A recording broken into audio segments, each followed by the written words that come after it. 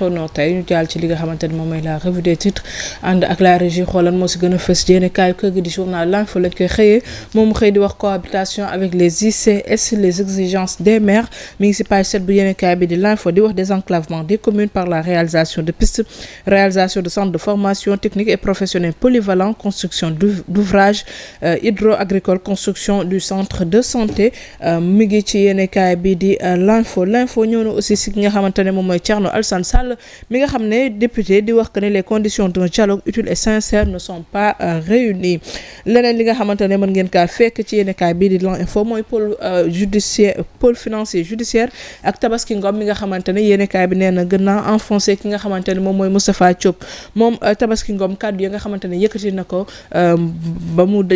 jàkkaarloog enquêteurs yi mën ngeen kaa fekk si page 3 bu yéene kaay bi di L'Info.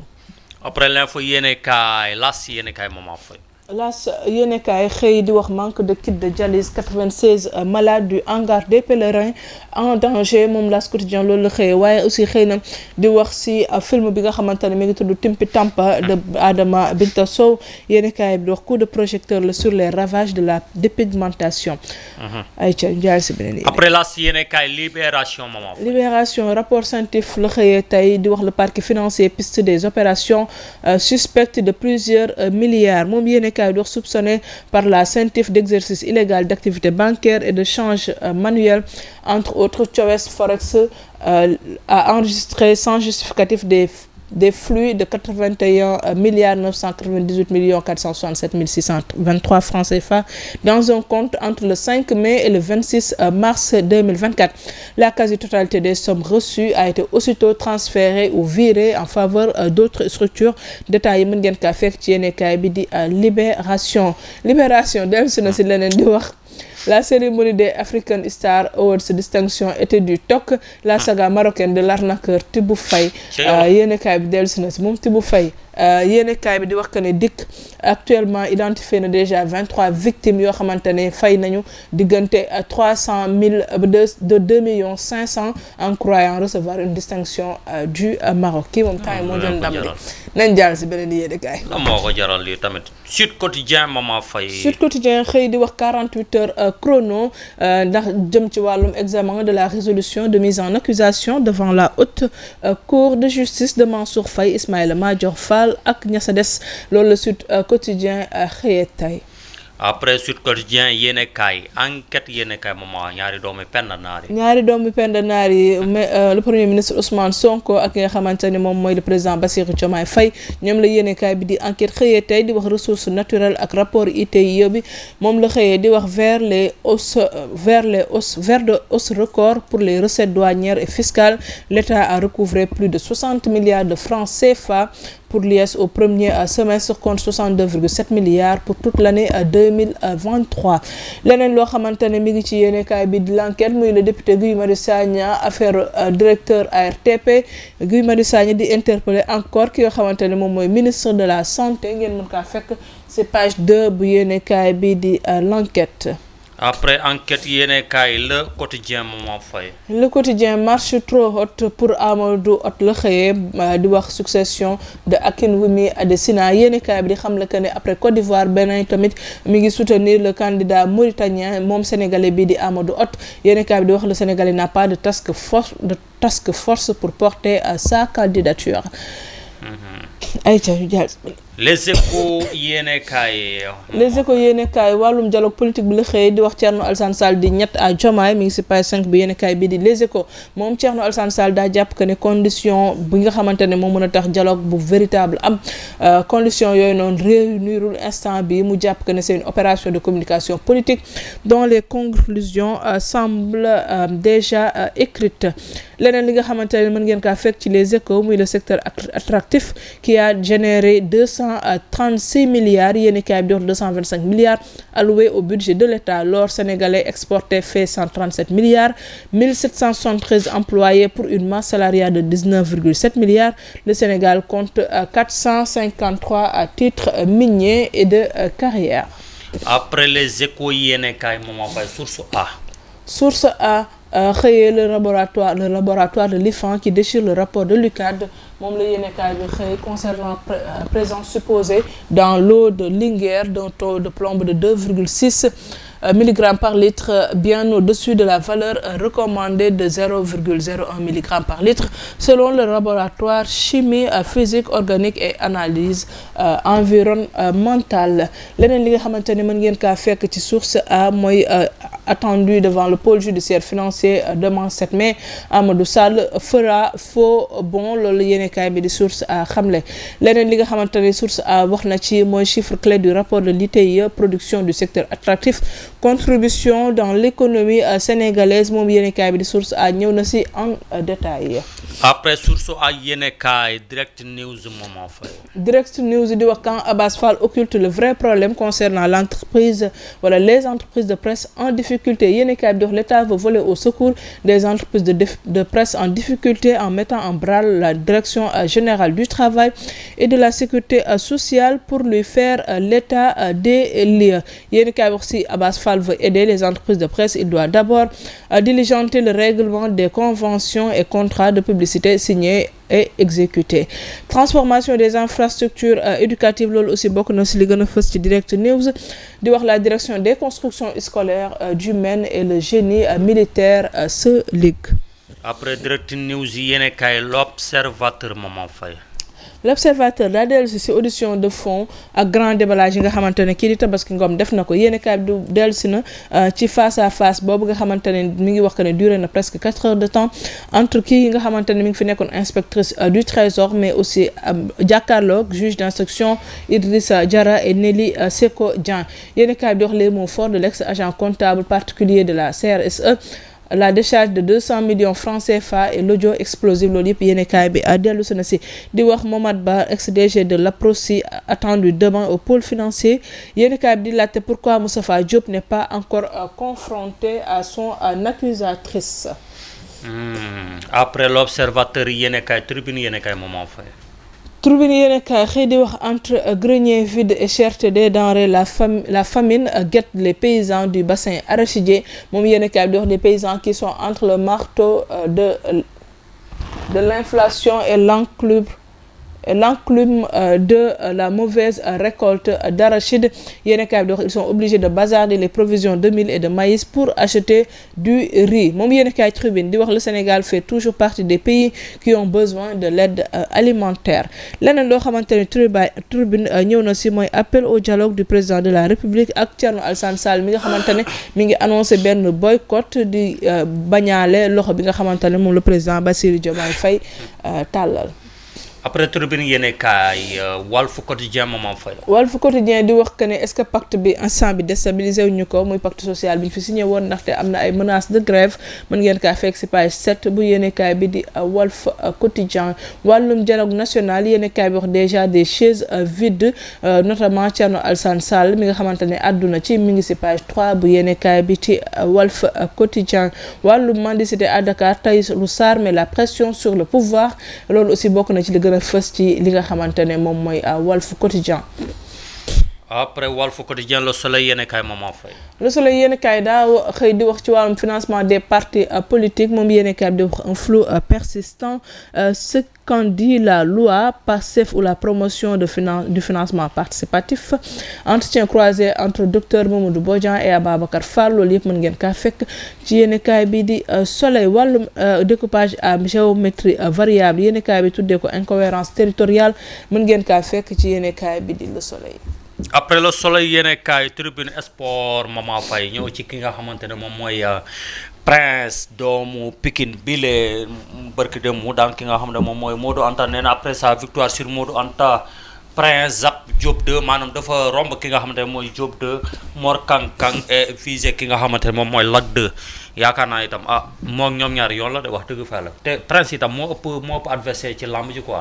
battu par le Ghana le Sénégal tout près de l'élimination loolu mu ngi jëm ci U20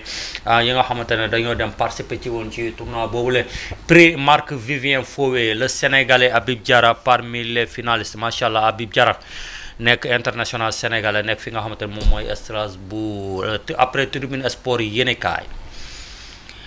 ñu ñëw ci li nga xamante ne moom mooy record le Sénégal Chili les Lions pour la passe de 3 loolu match boobu nag mu ngi jëm ci li nga xam ne mooy mondial bi ci soccer bu 2025 troisième journée Sénégal ak Chili la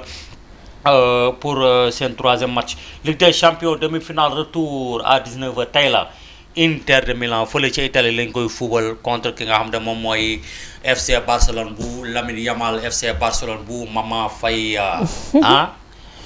Aïcha yaakaar naa loolu la de Mama tey yow la tey man la à partir de 19h. tey man la alors merci beaucoup loolu moo nekkoon li gën a fës yéen kaay alors Caporal est-ce que am na benn sujet ci li gën a fës yéen kaay yoo xam ne bëggoon nga si dellu si. waaw dama gis fii ci l'info ñu bind ne ki nga xamante ne moom mooy ci mbirum pétrole bi muy champ pétrolier de Sangomar Mama Faye boo ko liiree une vente record de près de 4 millions de barils durant le mois d'avril muy loo xamante ne lu am solo la te aussi tam tey ki nga xamante ne moom mooy ministre bi weddi na lu bëri ci li nga xamante ne moom lañ fi doo wax ay at ci ginnaaw ci jamono opposition Ousmane Sonko nee na woon na pétrole bi yëpp jaay nañ ko pétrole bi ba nga laan le mot paix rek fekk jaay nañ ko jël nañ fi ay xawma pipeline jël ay raccord commencé ngàcc ci suñu pétrole yóbbu fi nga xamante ne moom mooy Europe kon tey ki nga xamante ne moom ministre du pétrole muy ki nga xamante ne moom mooy tur bi rëcc na ma tey weddi na lu yëpp parce que tey génn nañu benn loo xamante ne tey nee na une vente record de près de 4 millions de barils Mama Faye durant le mois d'avril kon Sénégal li fi doon président Ousmane Sonko wax na ne daanaka loolu itam vaar la boo xamante ne itam gëm naa ne bu ñu ko génnee ci TikTok bi du ko neex parce que loolu itam ne woon na Sénégal gars yi sàcc nañ pétrole bi yóbbu nañ lépp mais tey gis nañ gars yi daal ñuy exploité bu baax a baax Mama Faye di ñaan itam sénégalais yi nañ ci gis seen bopp bu baax a baax réew mi na ci gis boppam bu baax a baax Mama Faye parce que nekk réew moo xam ne dafa am loolu lépp te gisuñ ci dara lu changé ci réew mi kon yaakaar naa loolu itam jar naa mën a xoolaat Mama Faye. merci beaucoup Caporal alors benn sujet boo xamante ne bokk na si li gën a fës ci yéenekaay bi di L'As Quotidien mooy 96 malades du hangar des pèlerins yi nga xamante ne yéenekaay bi di en danger ndax manque criard de kit de dialyse ki nga xamante ne moo xamle lool di Anna Sambou nekk responsable des jeunes dialysés du Sénégal moom mooy alerté lool depuis démba di wax que ne pour que ñi nga xamante moom mooy opinion bi xam ne 96 malades du hangar yi ñi nekk hangar du pèlerin yi dañu nekk en danger mais ñuy espérer que ne dinañu am solution rapidement par rapport ak lu jëm si yooyu les malades déjà feebar yoo xam ne dafa xaw a métti dafa bon du ma ne sax xaw a métti dafa métti déjà boo si bëggee teg stress su xam ne kit yi nga xamante ne moom ngay soxla muy kit de dialyse yi dafa manqué aussi benn stress supplémentaire la on espère juste vraiment que solution dina am rapidement jëmale ko si ñooñu nga xamante ne ñoo amale yooyu feebar. lu doy war la nag wax dëgg fa la Mama Faye parce que nekk loo xamante ne lal rek pour nga am ko problème la. wala nit ki bu amee lal ki fa nekkoon moo génn àdduna. loolu itam dafa nekk loo xamante ne Mama lu doy war la. ministre de la santé mu ngi fi yaakaar naa dégg na li nga xamante ne moom la kooku noonu di jooy. ngir yàlla ñi nga xam ne ñoom ñoo am rendez-vous mbirum dialyse nañ leen jàppale bu baax a baax yooyu sam ci région yi. parce que ñu bëri dañuy jóge dëkk pour ñëw si fi nga xam ne moom mooy rendez-vous Dakar région yi tam nañu xool nuñ ko defaraatee côté hôpitaux yi ba matériel yi nga xamante ne dañuy ñëw fii ba Dakar ñu am ko fa bu ko defee itam ñu mën a sakkanal seen passe toog fa itam def fa li nga xam ne moom mooy seen rendez-vous Mama Faye di leen ñaanal bu baax a baax les malades. alors comme yéenekaay bi di l'info ni mu ko bindee on n'appellera jamais assez à la prudence sur les routes moom yéenekaay bi di l'info bi ñu koy wax di fàttaliwaat que ne lépp lu ñu mën a fàttali nit ñi pour que ñu prudence sur la route doyul parce que démb encore amaat na beneen accident boo xamante ne am na benn oto bu doon jógee Médina Gounass yor ay pèlerins moom moo dérapé ci benn virage ba mu am 3 personnes yoo xamante ne ñàkk nañ seen bakkan ak dizaines yoo xamante ne jëlee nañ ci ay gaañu yéenekaay bi wax cet accident mortel survient quelques jours après celui survenu à Vélingara entre un camion et un car transportant des élèves faisant 2 morts mu mel ne caporal ba tey li nga xamante ne suñu tali yi ñu ngi ko ne di def ay victimes. waaw mu doon loo xam ne moment lu doy war la moo ne ci tali yi loolu itam question la boo xam ne war nañ ko poser wala chauffeur yi itam ñoom ñoo yàkkamte yóbbu pèlerin yi bu ko defee ñoom ñu ñëwaat parce que loolu itam seen période la parce que ay pèlerins yoo xamante ne dañuy jóge dëkk ak dëkk jël oto ñii dañuy indi seen moto bopp ñii dañuy indi seen oto bopp mais ñi nga xamante ne ay pèlerins la yoo xamante ne dañuy jël oto dem aller retour kon tey képp koo xamante da ngay yëpp ay nit Mama Faye surtout ci virage pour man loo doon daw vitesse war ngaa mën a wàññi parce que foofu nu oto bi nu muy oyofee sax maara day taal imagine oto boo xam ne dafa daw virage ba këpp imagine Mama Faye ñi nekk ci biir ñoom nan la ñu war a mën a def kon chauffeur yi nañu xool bàyyiwaat seen xel yi bu baax a baax ci lu ñuy dawal chauffeur yi ngir yàlla lillaahi wa rasuuli ku ci dem ba mar nelaw toogal dallu bu yeboo client yi dal sa kaw nga ne leen man mi kat damaa mar damaa bëgg nelaw il faut ma dallu tuuti bu amul chauffeur bu amee chauffeur boo xam ne moo ko soo woon ndewal mu jël oto bi fekk bëgg na nelaw ñu may ko benn 15 minutes wala 20 minutes mu dallu après mu tegawaat ci li nga xam ne mooy raay mais am na chauffeur yoo xam ne Mama Faye ñoom dafa mel ni ñoom moom tëli bi dafa mel ni tëli bi pour ñoom la daw nu mu leen neexee client bu ñu waxee du la sax lijjanti mooy li ma fi waxoon démb rek état bi wala ministère des transports dañoo war a génne numéro vert boo xamante képp ku nekk ci voyage oto bi di def borom oto bi chauffeur di def noo xam ne naka su dul wala di def lu ko neex ci kaw tëli bi respecté wul code de la lépp daal yow bu ko defee itam ci biir oto bi nga yéeg njaga njaay muy bis wala leneen yow nga woote ci numéro vert boobu nga ne leen tel oto mu ngi mel ni ak ni matriculage bu fekkee ne jàpp nga signalé ko bu ko defee ñoom itam dinañ am ay moyens yoo xamante ne fi nga nekk ñu localiser leen ba beneen checkpoint itam oto bu fa ñëwee itam ñu jéem koo gaare interpeller ko wax ak moom loolu daal yaakaar naa ne Mama Faye maa ngi ci interpeller ki nga xam ne moom ministre des transports Mama Faye en tout cas moom lu si bëri du tout le temps nag mais lu si bëri ñàkk respecté li nga xamante ne code de la route moo koy indi njëkkante bu metti bi nga xamante ne mi ngi si tali yi et puis il suffit que yenn chauffeurs yi ñu baal ñu ba il suffit que nga ne leen ndax doo xool li ngay daw wala doo wàññi ni ngay dawee rek ñu gis seen bopp si nag wax ji kaa di tàmbali nag buñ doon daw benn dañ koy yokk fukk juste pour wan la ne en fait voilà maintenant malheureusement su amee ay dégâts ñëpp ñoo si loru et c'est pas ñoom sax seen oto yi si yàqu rek déjà rek dépense voilà donc ñu gën a bàyyi xel si tali bi gën a moytu ay gënoo maa bëgg sama bakkan loolu la ñuy wax de daw lu la neex te oto bu ñëwee côté droit bi ngi féete ne ngay jox tali bi wala ngay jox oto bi ngay dagat chauffeur yi tamit nañu jàppale la war a suule parce que ñun chaque jour dañu soxla yéeg oto pour dem ñëwaat Mama Faye daal waaw nañ jàppale waat nit ñi bu baax a baax ñu nag ñoom ñoo far quoi mi ngi noonu yàlla baax na alors tey lii moo nekkoon seen émission matinale bonjour Sénégal ñu amoon plaisir ci ànd ci ak yéen ñu bàyyi caporal juste mu tàggatoo déjà avant ñu ñëw tëj li gaa naan déjà waaw Mama tey sama nuyu da nga koy jagleel ki nga xamante ne moom mooy tey samay nit ñoo xamante macha allah dañoo dal tey moo tax man yàlla def na dama leen gis rek bëgg leen sama bopp ay nitu Pikine lañ nag muy kenn ki muy Eumeu Sène Junior koo xam ne dafa dal keneen ki di ki nga xam ne moom mooy Boy Jaxaw di leen ñaanal jàmm ak salaam bu baax a baax ci seen carrière parce que ay jeunes la yoo xam ne jeunes plein d'avenir jeunes yoo xam ne yu gëm seen bopp la jeunes yoo xam ne dañoo bëgg lu ñuy def jeunes yoo xamante ne dañoo jóg rek ngir jàppale seen bopp jàppale seen ëllëg jàppale itam seen njaboot ëllëg incha allah Mama Faye ñooñu daal maa ngi leen di ñaan bu baax a baax mais di ñaanal seen papa seen nijaay mooy ki nga xamante ne moom mooy Eumeu Sène daaw ba ren maa ngi lay wër tamit